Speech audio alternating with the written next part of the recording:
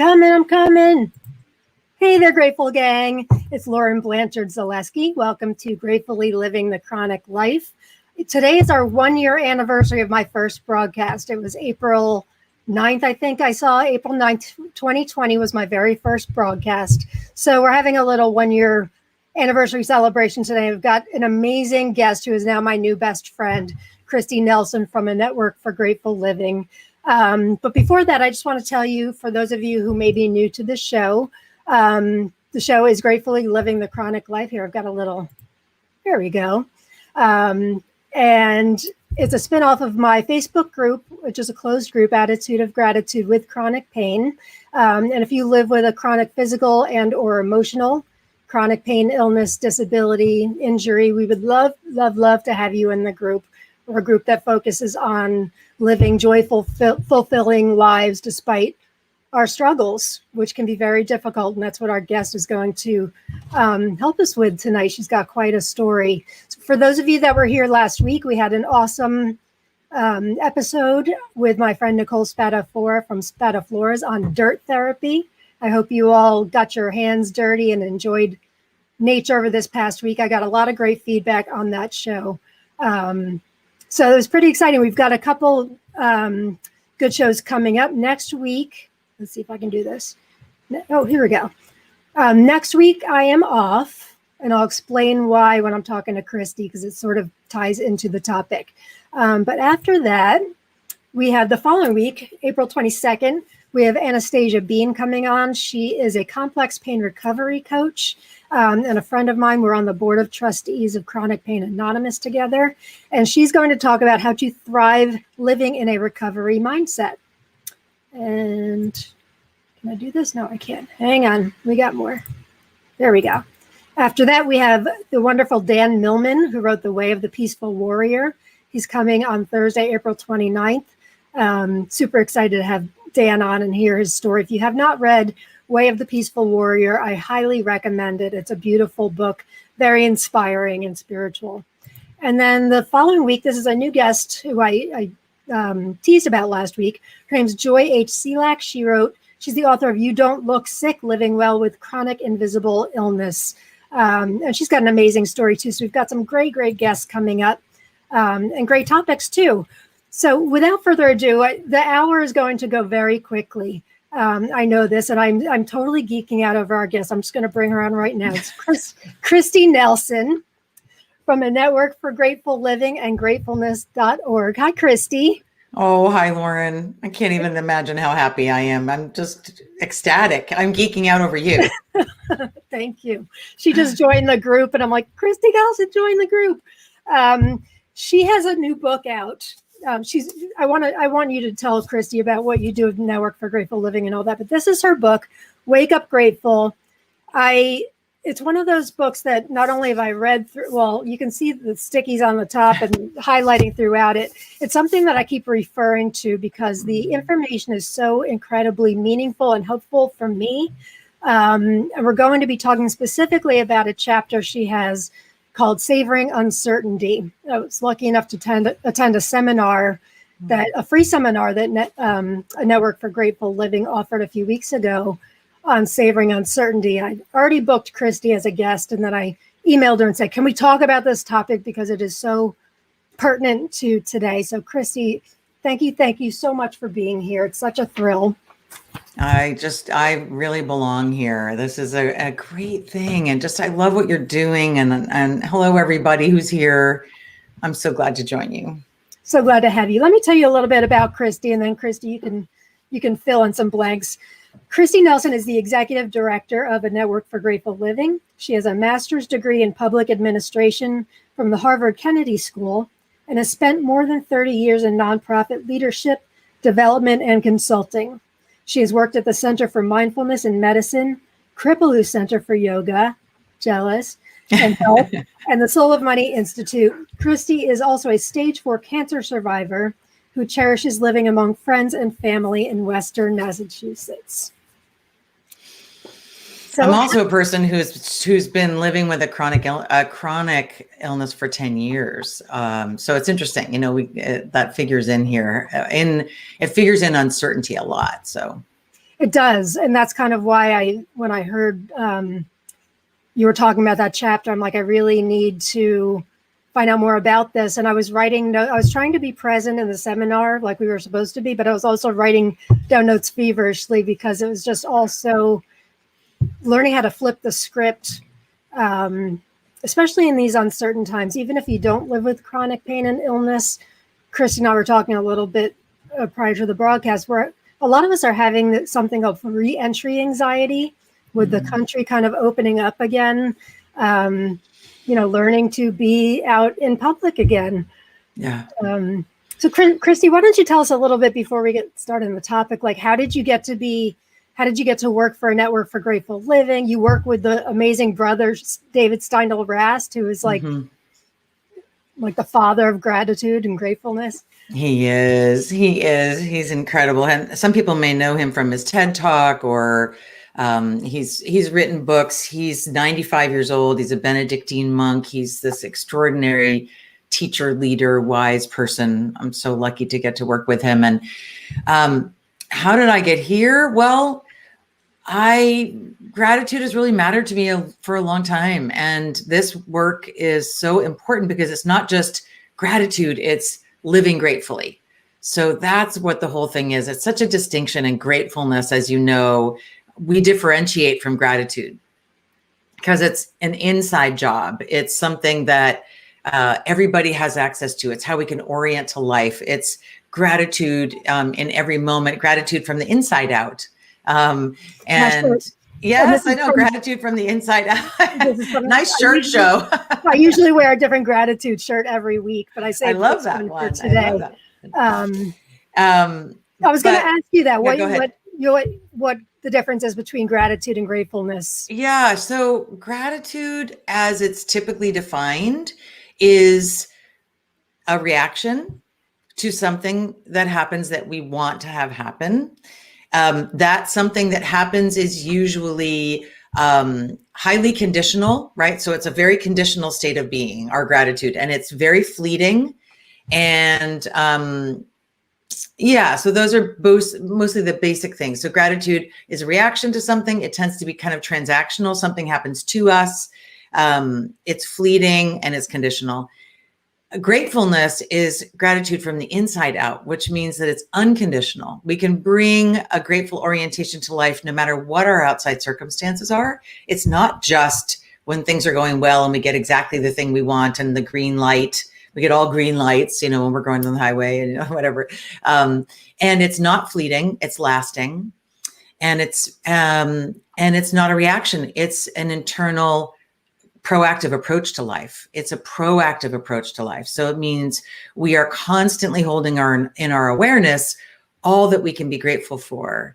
And so it orients us to life it's the way that we string grateful moments together is really gratefulness. And it's hard to do that unless you see it as an internal orientation, because you're waiting all the time for something outside of you to happen when you're waiting for gratitude inducing experiences, So we think it's a much more powerful way to live, because the power of gratitude, as you know, is so incredible for your body, your mind, and your spirit. So the power of gratitude for every aspect of your body, every aspect of your mental health, and your spiritual life, it kind of in every way, gratitude's a huge gift. It's a medicine. I think of it as medicinal. And so it gives us access to it all the time. Gratefulness does. So gratitude is more of an immediate response to something. Is that what you're saying? But gratefulness is more a way of living. Way of being. I call it a way of being. Gratefulness is a way of being. Grateful living is a way of life. So that's how we live our lives, is through grateful living. And it means like taking action. What does it mean? And I see that Jill just wrote, not waiting. Well, what's really cool is what I like to say is we often get wake-up calls in life, right? So wake-up calls can be being diagnosed with an illness. It can be having a near accident. Lots of things wake us up, right? And to me, gratefulness is about being awake to life, treasuring life, being aware of how precious and poignant it is, that it's fleeting, that nothing is promised us, right? So that we live in that highly enlivened, acute state. And we wait. So gratefulness waits for nothing. Gratitude waits for something good to happen. Gratefulness just waits for us to be awake. Oh, wow. I wanted to say that to Jill because Jill just wrote, Jill Cook. So gratefulness, so gratitude waits for something good to happen. Gratefulness just waits for us to be awake and to be awake to the preciousness of life. So that is available to all of us at all times. Oh my gosh. What a fantastic way to word it. Beautiful. Thank you. Speaking of comments, we'll say hi. Karen's here. Seaton's here. Heidi's here. Hey, everybody. Pamela's here. Arlene, hello from Western Canada. Linda's So nice. here. Facebook user, if you're watching us from inside the group and you come up on my screen as Facebook user, it means that you haven't given StreamYard permission to use your name and photo because we're a closed group. So if you want to log out and log back in, you can, or you can leave yourself as Facebook user if that's what you're comfortable with. I should mention, it's very important actually, Kristi has been kind enough to, for our 1 year anniversary special episode, she's going to sign a copy of Wake Up Grateful and send it to one lucky winner. So if you comment tonight, or if you don't want to comment and you want to be entered, you can just put, what do we decide? #grateful. You can comment #grateful. Anybody who comments at all, my niece Campbell is my new producer tonight, and she is keeping track of all of this for us. So any comment or #grateful will get you entered to win. And thank you, Kristi, for offering that beautiful gift. Jill Cook's here. Hello. Margaret, hello from Utah. Karen hopes she wins. My sister's here. McKenna and the rest of the Portlands are Kimberly here. Blanchard. Hi. Yeah. Hi, everybody. So if you have any questions at all or comments for Kristi during this, please feel free to comment, and I'll get as many questions and comments as we can. Yeah. So, Kristi, you mentioned you had an illness, and you talk about that a lot in your book about your cancer. Do you want to talk about that a little bit? And because, talking about savoring uncertainty, of course, I think there's something everybody can relate to for sure. I mean, uncertainty is just so uncomfortable. The unknown is so uncomfortable. And when you live with a chronic pain and illness, you try to ease your discomfort as much as possible. Yeah. And for me at least, trying to control things with my illness led down a very dark path. So I've learned that I can't, but it's still a daily process. So you experienced this when you had stage 4 cancer. So what happened exactly? I spent 9 months not knowing, right? So from the first moment I got sick until I was conclusively diagnosed was 9 months. And that was the longest 9 months I can imagine in my entire life, honestly. And I was an inpatient in the hospital a lot of that time because I had fevers of unknown origin, right? So I talk about it's the most crazy diagnosis. But I couldn't get out of the hospital. And also I was living with this whole thing of, I don't know what's going on with my body, but my body is doing completely wild and new things, spiking fevers up and down. They couldn't figure it out. And so there was some place in that experience where I had to let go because I would wait and hinge on knowing. All of my well-being hinged on knowing more. And so I would wait for the next test and I would subject myself to everything. And I didn't know. And then I was like, okay, now I'm going to know next week. And I'm going to know after the next test. And then the next test would be inconclusive. And, and I went through that with the chronic illness that I've been dealing with too, since the cancer. So I think there's something so powerful about surrendering. For me, the surrender was so beautiful and so healing. Because I didn't know when I was so sick if I would ever know what was wrong with me. At some point I had to say, maybe I'm never going to have a conclusive diagnosis and a conclusive treatment plan and a conclusive prognosis. And how am I going to live into that? How am I going to lean into that truth and be okay anyway? And so that was a big journey for me. And then getting diagnosed with stage 4 cancer, that was not a great outcome because there is no stage 5. It's kind of like end of the road there. And so for me, it was pretty terrifying. I was 33 years old, but it taught me so much. And it taught me a lot. And I do talk about this in the book. I don't know if you've gotten to that part, but the difference between healing and curing. For me, I didn't know if I would ever be cured of this illness, but I learned to heal myself and heal my life in every moment by how I related to my life. And that was the gift that I could give myself, even if I didn't know if I was going to live another year, another 6 months. I had no idea how long I was going to live. Didn't look very optimistic, but I wanted to live in a healed state and take charge of the healing I could offer myself, because that's unconditional. So that unconditional part's so important. Yeah. That's something I think a lot of us can relate to. I certainly can. I tell people that I have lupus, but it's in technical terms, I have undifferentiated connective tissue disorder. Right. So it's that undifferentiated part that you just, you want to pull your hair out. And then, of course, other things pop up over the years that are still like up in the air. And I mentioned to you that I was fortunate enough to go away to an inpatient program 8 years ago. And that's when I started my healing process. And kind of what we work on, an attitude of gratitude with chronic pain, is the now what's. What can I do to make my life, peaceful, joyful, and meaningful while having this? I tried to cure myself for a very long time. And the more I tried to control it, I just slipped deeper and deeper.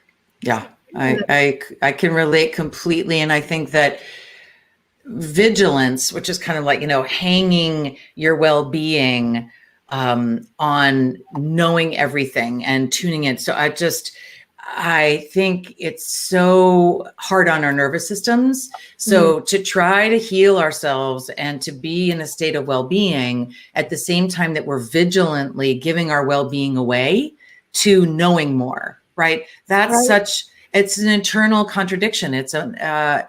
And we have to be able to hold a lot of contradictions, but I'm really convinced that there's this way that if we can just let go of that driven need to know, that there's so much beauty and ease and love that can await us. But it's like taking that leap of faith. It's really a leap of faith into that place. So that trust. Yeah. That trust and that faith is very difficult. Even today, as much work as I've done, if I have a good day, I'll spend a lot of time thinking, all right, what did I eat yesterday? What did I do yesterday? Sometimes I have to just embrace the fact that I don't know. I may never know. And I just have to trust that it is what it is. I don't have to know. And that's sometimes a tough pill to swallow, pun sort of intended, And, as somebody who has survived stage 4 cancer, a lot of people have looked to me to know what I did, because I'm still here 27 and a half years later. Like, that's just kind of unimaginable. How did that happen? Yeah. But people want to know, tell me what you did, in what order, what did you take? What did you try? And there are ways in which some of these things are important. But what I will say is, I really don't think there's a formula. I'm not a believer in formulas, because I think that for each person, it's so unique a journey and so different, honestly. And what works for one person, what's medicinal for one person, is poison for another. And so for me, what I say to people is, if you want to heal yourself, learn to trust your own intuition. There's no formula greater than trusting your own intuition. Learn to be your own barometer, your own touchstone, your own source of wisdom, so that you can be a tuning fork, so that people tell you what they think you should do, and you listen to yourself. You have a way to tune into yourself. Right.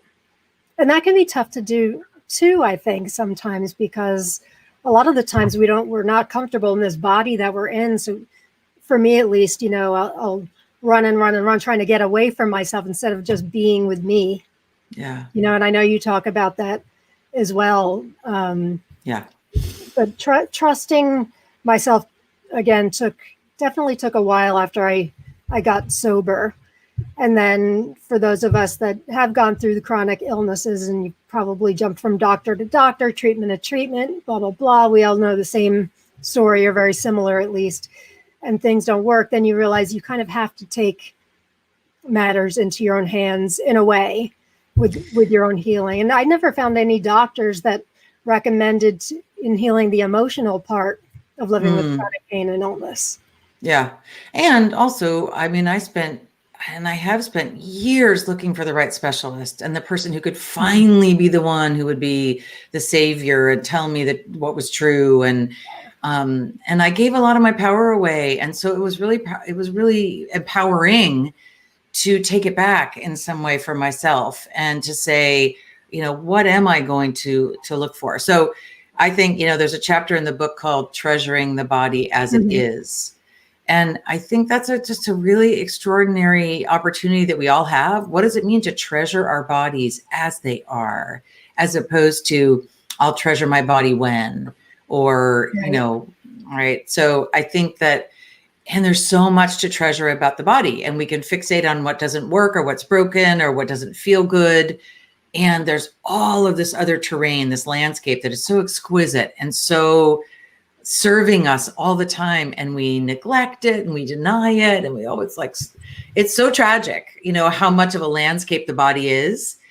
And even with stage 4 cancer, which was all over my body and in my bones and everything, there was so much more working about my body than not working about my body. There was so much more that was functioning because it was keeping me alive. And so it was easy to lose perspective, though, and I think that's one of the things that's really important, is to take perspective back. That's something that's available to us at all times, right? So I think there's ways to take perspective back. You've got a great quote in the book, in that chapter, actually, that one of the many things I highlighted. Let's see if I can find it. The most important parts of us long for, oh no, that wasn't it, but this is good too. The most important parts of us long for the sincere invitation to show themselves and be acknowledged in both our brokenness and our beauty. I loved that. But based on what you had said, the one I wanted to refer to is, if all we ever did to inspire gratitude was turn our attention toward how much is effectively happening in our bodies without our efforts, we would find ourselves in a state of perpetual awe. Awe. Totally true. Yeah. And it's one of the things that, and I always like to say, it's like, if you're looking for the basis for gratefulness, you can make your body one of the most extraordinary terrains of practice at all times, which is to look at, your senses. Can you, what is serving your life? Your hands, your fingers, your ability to get up, you open your eyes. I mean, even with our limitations, what are all the things that we can do still, and what's happening inside the body at all times that is miraculous, that's just stunning, enough to take our breath away. And we have the ability to choose where to focus our attention. That's the ultimate freedom in some ways that we have, is to realize that. So true. And then to direct our attention where it serves us and serves life, right? So our life force, our aliveness is so enhanced when we focus on the things that are working, the things that are beautiful, the things that are in service to us. So that's the invitation of gratefulness, is to keep our attention really directed towards those things. Such a great way to look at it. Such a great way to look at it. You mentioned that you might gift us with reading a little bit from that chapter. Did you have Sure. Again, Sure. Look, Everybody's Wake Up Grateful by our guest Kristi Nelson. And anybody who comments tonight or writes hashtag grateful will be put into a drawing. My niece Campbell has some Wheel of Fortune type thing. She's going to draw the name for You us. can trust that it's going to be a well-judged event. It is. It's going to be trustworthy. Kristi's with gratefulness.org, and a network for grateful living, which you can find on Facebook. And they've got a great Instagram page as well. They have questions of the day and all sorts of great quotes and stuff. You're awesome, Lauren. And it's all Thank free. you. It's, one of the things that we're a small nonprofit organization, but we serve a lot of people who come 24/7 to our website. It's one of the things that's really nice is to find a website that's so beautiful. We call ourselves an online sanctuary. It So really come is. anytime. It's beautiful. Come anytime. You can listen, watch stories and read things. But I'll read, I got a couple little things marked here, but I'll just read on page 89. And this is one of my favorite quotes in the book, but this is in the Treasuring the Body as It Is chapter. And this is called Awaken a Sense of Possibility for the Body. And I said to my body softly, I want to be your friend. It took a long breath and replied, I have been waiting my whole life for this. That's Nayira Waheed. And it's the most beautiful quote. It's so beautiful. The mind-body connection is one of the most powerful relationships we have. Our intentions, self-talk, beliefs, fears, and longings all have impact. Our cells are reacting, dying, and being born in every moment, allowing for the body to both suffer an illness and transform from it. This transformation is not brought about by the will to correct the disobedient body you have, nor is it based on judgment disguised as self-love. Rather, it is a transformation at the level of collaboration, cooperation, compassion, and care, all available to us at any time as healing. Healing is not the same as curing. Curing implies putting something completely behind us, out of sight, out of mind. Healing brings everything with it, with thanks for the lessons learned. Whether a cure is accessible or not, we can always heal, and we can always be an agent of healing for others. Leaning in with compassion and appreciation, we can nurture our connection to our bodies as we would care for a beloved child. This is a healing we need not wait for, and it is one that can never be undone. When we entertain a sense of possibility, we move forward from exactly where we are and exactly who we are. We do not need to wait to be better, different, or perfectly anything. We open ourselves to dreams and visions of what can be, mindful of the ever-present array of opportunities. With practice, we can focus our attention on all that is intact, all that serves us, and continually remind ourselves that we are fully alive right now, and that being alive is an extraordinary, unconditional gift.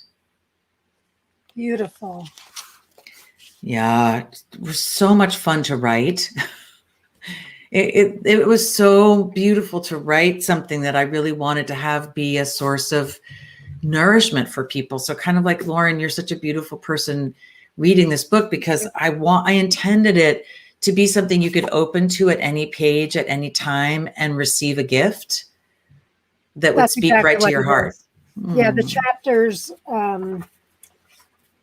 the chapters just they really catch your eye and make you go right to them. I was going to read a couple of them for the index, of course. That was Treasuring the Body as It Is. She just read from Appreciating Our Emotions, Befriending Our Full Selves, Cherishing Connection, Holding the Heart of Grief and Loss, Belonging in Nature, Celebrating Sufficiency, Healing a Hurting World, and Living a Grateful Legacy. Oh, yeah. Oh, I loved writing those. One time I read the chapter titles to somebody, and she was like, that was like having a therapy session, just the chapter titles, because it is, using words like, to savor uncertainty. It's kind of like, oh, how do we hold that? Appreciating all of our emotions, to really just to celebrate the fact that we're emotional beings with this whole big, beautiful world of emotions, and how lucky we are, because what if we didn't have any? That would be a really profound experience to not have access to a single emotion. And so the price that we pay is to have this big full range, and how beautiful it is to be vulnerable, to be an emotional person. I just think, so how do we celebrate what is about ourselves? We have so many ways that we're trying to be something different. And I just love this idea of how do we befriend who we really are as we are. As we are. And then sort of tying in the other topic of savoring uncertainty too, how do we go about savoring uncertainty? How do we do that? You've got some beautiful things that you've written in the book as far as, talking about if we knew everything that would happen, your words were much more elegant, but knew everything that would happen, we wouldn't have any wonder or awe, which is really the source of gratitude, isn't it? Wonder. Yeah. I know a lot of my blessings have come from unexpected moments that I didn't plan out. And what's that quote? When you make plans, God laughs, or something like that. Yeah. And I think that, it's really good to have aspirations and intentions. It's also really good to be unattached to so much, because our assumptions and expectations create so much suffering for us, right? So that all of those places where we build up a sense of expectancy, we can also really hurt ourselves on some level too. So how do we welcome life as it is? And what I encourage people to do is to reframe uncertainty as mystery, right? So to see, as opposed to uncertainty being the absence of something, to have it be the presence of mystery. And that mystery is this extraordinary, huge place of possibility, all of what's unknown and what's exquisite inside there. And there's, I think we're taught to be scared of mystery and of uncertainty and what it might hold. But everything wonderful that's ever happened in our lives that we didn't expect, which is most wonderful things that happen in our life. They're not things that we orchestrate. They're things that we're awake to, that we open our eyes to, that we allow in, that we stumble upon, that surprise us. All of those things live in mystery. And so we can't lose the challenges of mystery without losing the exquisite nature of mystery as well. Like if we try to control everything, we lose it all. So that's, if you shut yourself off to pain, you shut yourself off to joy on some level. Like we're just shutting off and we don't discriminate, like the mind and we don't discriminate against those things. We just lose it all. And so how can we be more open to whatever's true? That's really just begging for I love, there's something great. Our fears just want to be held. That's a great. Oh, I love that. I've never heard. I think that's Mark Nepo. He's a great poet and writer. Yeah.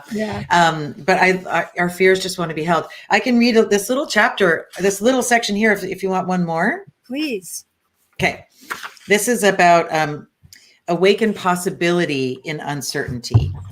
So, and the quote is the willingness to consider possibility. It's page 73. The willingness to consider possibility requires a tolerance of uncertainty. So if you're going to look for what's possible in life, it requires a tolerance of uncertainty. And that's Rachel Naomi Remen, who's one of just my favorite writers. And this is what Lauren was talking about before. Everyone who has ever lived, in their action and inaction, has shaped the world we occupy. The unknown future is the most inspiring invitation we can possibly hope for. How different would it be if everything were already certain? If life's grand plan were 100% written without you or your forthcoming contributions folded into the story? Knowing that life is uncertain invites us to know that our actions matter and can make a difference. If there were no mystery, we could simply sit still and witness life unravel before our eyes like a movie. You would be a passive observer, excused from showing up for life. We could forgive ourselves our indifferences because there would be no opportunity to make a difference. But life is no movie. The uncertain future awaits your particular presence, participation, and points of impact. Cultivating curiosity for the unknown ahead and courage for your yet unknown role in it is paramount to living gratefully. You are the through line of your own story. You are the through line for the future. You are the constant that possibility is constantly awaiting. To invest in the future while embracing the vast unknown is to hold a powerful paradox in our hands. Waking up to our lives exactly as they are, with appreciation for what we know and do not know, and making use of this opportunity to shape the best future for ourselves and the world, is our heart's calling. When we allow ourselves to remember and trust that there is nothing more we need to know in order to live fully, we will find ourselves more available to life and life infinitely more available to us. I love, love, love that last sentence. I highlighted the heck out of that. When we allow ourselves to remember and trust that there's nothing more we need to know in order to live fully, we will find ourselves more available to life and life infinitely more available to us. Yeah. It's true. So true. It is true. Easier said than done sometimes. Easier What do you do on a daily basis to kind of live as gratefully as you can? Well, just I have practices, which is, I think, what intention and attention shape our experience, right? So what you attend to and what you intend, those are the big ways that we shape, and we can influence those all the time by our choices about how we direct our mental energy. And so one of the things I try to do is I have quotes and I have prompts that I use a lot to return. They're very personal, right? So for everybody, they're different. Like, what are the things that I can remember? And one of them for me is that there might not be a tomorrow. What are you going to do about today? So for me, that's like, if I say that to myself, there might not be a tomorrow. So what are you going to do about today? It's like, oh my gosh. Okay. Whoa, wait a minute. Okay. That's like, get perspective. Because so much of my grumpy complaining and everything is often banking on the idea that there's more time. And so then it's okay to waste today because of there's going to be other days. Well, what if there aren't? What if this is it? And so for me, I find that really powerful.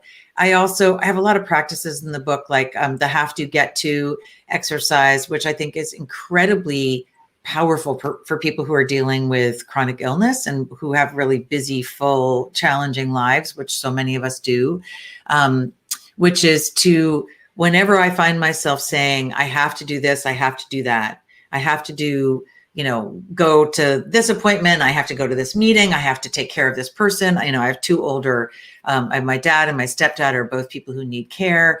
I have two kids, stepkids. So it's like, there's all these things like I have to. Mm-hmm. And then I switch it as soon as my mind starts to feel beleaguered, and it's like, I've got to, and then I think I get to take all of those have to's. If you ever want to really switch something from how you feel burdened and beleaguered to how you can feel privileged and feel a sense of opportunity, switch I have to, all the ways in which you hear I have to. And this is a very powerful invitation for anybody in this group, which is, you will find yourself saying it to yourself all the time. I have to do this, I have to do that, I have to do this, I have to do that. I mean, for me, it's like chores and errands and needing the things and lists and all the stuff. And then if I just switch that to, I get to do this chore, I get to do this errand, I get to take care of this person, because the truth is, there are a lot of people who would love to be able to do the things that we can do, and they can't. Right. And my former self couldn't do some of the things that I can do now. And who I'm going to be in the future is not going to be able to do what I can do now. And so to say, I get to drive to the store and go grocery shopping for my stepdad it's like, wow, I get to, I don't have to, I get to, because I have a car, I can drive, I have people I love, to affirm it as what is all the opportunity living inside of the things in our lives that we have to do. And how are we privileged? Because there's a lot of people in the world who would give anything to have a car and a grocery store and to still have their stepfather alive. Yes. Right. So it's like, don't forget the blessings that are inherent inside a lot of things that we can often feel burdened by. And then there's a lot of talk when you're talking about gratitude being like a muscle, and the more that you work it, the gratefulness, the more that you work it, it gets a little bit easier. Do you believe that? Oh yeah, totally. Yeah. I mean, for me, I think, so I think that if you can keep finding ways to redirect your attention and to direct your attention. So it's Brother David, who started our organization. He says, stop, look, go. So stop is, stop, look, go, a workbook. So stop, look, go is the practice of grateful living, which is basically you can't be grateful unless you're present. So being present, being fully present is the starting ground. So that's stop, become present, be in your body, be in your experience, really be in whatever's true for you in the moment. And then look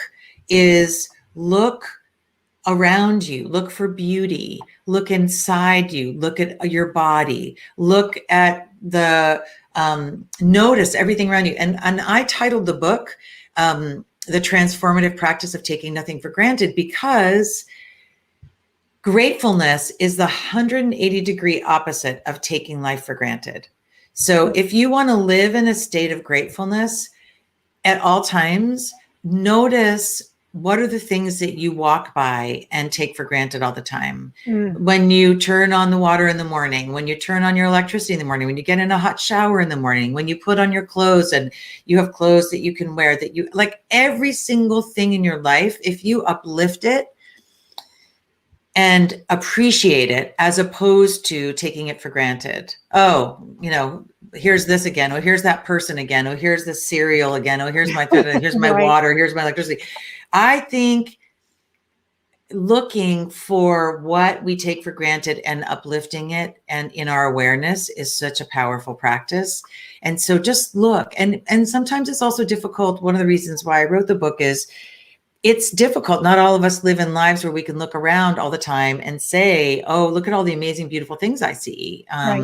Some people have really hard lives and there's really difficult circumstances that a lot of us are dealing with. And how do we navigate gratefulness in that space? To me, that's about gaining perspective, which is, oh, there could be no tomorrow. Oh, relative to other people, like my worst day can be somebody else's best day. Good point. How do I not forget those things? I want to stay remembering those things because it uplifts the truth about the privileges I have available to me and the opportunities. And then go is do something with the gifts of your attention, with gifts of your gratitude, with the gifts of your noticing, with your privileges. Make a difference in the world. Do something for yourself, for somebody. Give something away. Just be generous. Gratitude is the foundation of generosity. I like to say that people really think, we were trained when we were young that to be grateful is a response to generosity. Right. I think generosity is the outgrowth of being grateful. That the more grateful we are, the more generous we're going to be. And so instead of starting with, what do I have to do that? It's like, just be in that. Brother David says, it's not happiness that makes us grateful. It's gratefulness that makes us happy. Very famous quote. I love it. It's such a beautiful quote. Yeah. It's not happiness that makes us grateful. It's gratefulness that makes us happy. That's a good one to put up there, which is like, if you can't be happy with what you have, like if you're not grateful for what you already have, and it's not making you happy, who's to say that more is going to make you happy? That's right. It won't. You're just striving for something that will, nothing will ever fill that void, the outside stuff, as you were saying. It's gratefulness, gratitude inside out, right? Yeah. Let's see if we have any questions or comments for you, Kristi. I'm just, I hope you guys are enjoying what she has to say as much as I do, because she's just, got such great insight. Hello, Diana. Got some people entering the comments. Many nice people. Hello from Amanda. Thanks for offering this Sarah. Tonight. Thanks, Amanda. Yeah. Glad you're here. Healing, not curing. That's where I am. This makes so much sense. Lovely. Yes. Surrender used to mean for me is waving the white flag and giving up. Yeah. It's interesting what idiopathic. It's interesting what we're giving up, right? So to give up is interesting. That's got such a negative It connotation. But does. what does it mean to give up? It can be to give up to a higher power. It can mean to give up control. It can mean to give up vigilance. It can mean to give up suffering. So there's like, when you're waving the white flag, it's like, I'm giving up on all of this life of the ways that I've created suffering for myself. Right. And there's enough suffering in the world. How can I make my path easier? I give up. I give up all the ways in which I've hurt myself. And that's a really good surrender to do. I agree. I say, my viewers know this. I say it just about every week. I never say that I suffer. I say that I struggle. Yeah. But I never say that I suffer, because I believe suffering is a state of mind that we create ourselves. Yeah. You can struggle on some days with pain, but I won't. I refuse to suffer. I used to suffer. I want to make sure that nobody else ever has to suffer, which is, why I try to talk to as many people as possible. Jill's a work in progress. Aren't we all? Go, Jill. Now surrender means to let go of. I envision releasing a bunch of balloons with a word or two on each balloon. Pain, control, frustration, anger. Good idea. Nice. Resentment. That's another one. Resentment's so hard on, Treasuring the body meant to me was to just let go and let the universe take control. I'm a 3-time cancer survivor. I focused my attention on serving others and finding joy daily. Good job, Karen. Hi, sounds great. Wake up grateful. All right, you're in the running. Thank you, Kristi, for allowing the opportunity of the gift of your book. You're welcome. I loved that reading, Kristi. I feel so grateful to be here in this moment. Thank you so much. Thanks, Arlene. Goosebumps on the body being your friend quote. So moving. Isn't that beautiful? I've posted that in the group a few times. It really is. Good. Beautiful. I love that poet. So beautiful. I love this. Me too. Gift received, Kristi. Cognitive dissonance is scary, but can be so rewarding. That's so true. Nicely put. Mystery. Yes, this is a fabulous way to look at uncertain moments. I like that.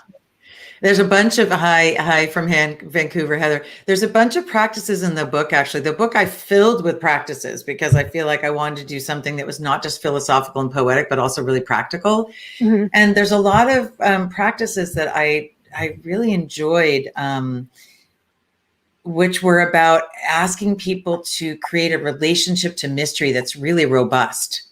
Like to really imagine mystery as having a presence and having a kind of a heft to it, a sense of what does it feel like? What is it? What is your sense of mystery, so that it's something that you can truly befriend, as opposed to the absence of something. Where like and how is it that you encounter mystery, and what kinds of feelings does it? Because I think when we're on the top of a mountain, when we're under a big sky full of stars, when we're on the edge of the ocean, when we're all kinds of different places, and for different people, it's different places. But I think we can experience that sense of mystery, and it feels really gentle and friendly. So I think it's important to cultivate and deepen that relationship, because then in times of uncertainty, you can say, oh, this is just mystery, and create a different way of holding it, so that it brings up those feelings that the beach or the mountaintop or the starry sky, brings incredible comfort as opposed to fear. I love that, because a lot of us think of mystery or the unknown or all that. It's automatically a bad thing. Yeah. If we try to flip the script and tell ourselves, look at mystery in the way that you were just describing, that would open us up to being maybe more receptive to things that happen to us that we weren't expecting, and more appreciative too, I would imagine, from what you're saying. Totally. Absolutely. And I think, it was a huge mystery the only mystery held the 27 and a half years I've lived since stage 4 cancer. Like mystery, it was mysterious. I had no idea how long I was going to live. It's still a mystery. Like, so it's all because in the uncertain future, all of the most extraordinarily amazing things are held there. as well as the things we're afraid of, but we tend to fill that space of not knowing with just the things that scare us. But Right. it holds everything beautiful and everything promising and all possibility as well. So we don't want to get rid of uncertainty and mystery in this sweep. We want to really embrace it and befriend it more and more and more, I think, because it's the truth. It's where we all live all the time. And COVID has really put us squarely, I think, this pandemic, intimately with uncertainty. We've become very intimate with uncertainty. And in many ways, as much as it's difficult, it's also really important. It's important. And I think, everybody looks at 2020 in general as a bad year. Yeah. And it was for a lot of people. It was. But there's also a lot of good that came from it. A lot of us learned how to do things and, be flexible and learn to do things in a different way. It certainly hasn't been easy, but we were forced to look at the mystery, weren't we? Because who saw this coming? We had no idea how long it was going to last. No. And we had no idea, and we still don't. It's like there's so much that's unknown, and I think what's good about that is people say, "Oh, we're so in touch with it." Yes, and it's always there. So the truth is, uncertainty is always there, but it became much more acute this past year. So true. Really was always in our face in a much different way. So true.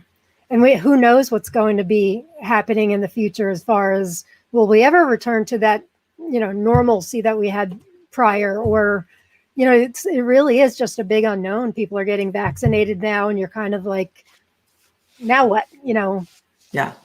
I think we live in, I love that word liminal. I don't know if you know, but we live in a liminal place. Oh, liminal is such a beautiful word. I love introducing a new word. Liminal is this space in between. So there's like liminal spaces. And when you wake up in the morning, before you're fully awake, but you're no longer asleep, it's a liminal space. It's it's like, it's this kind of, the world between things, when you've left one way of being, but you haven't entered another yet, right? So you've left behind,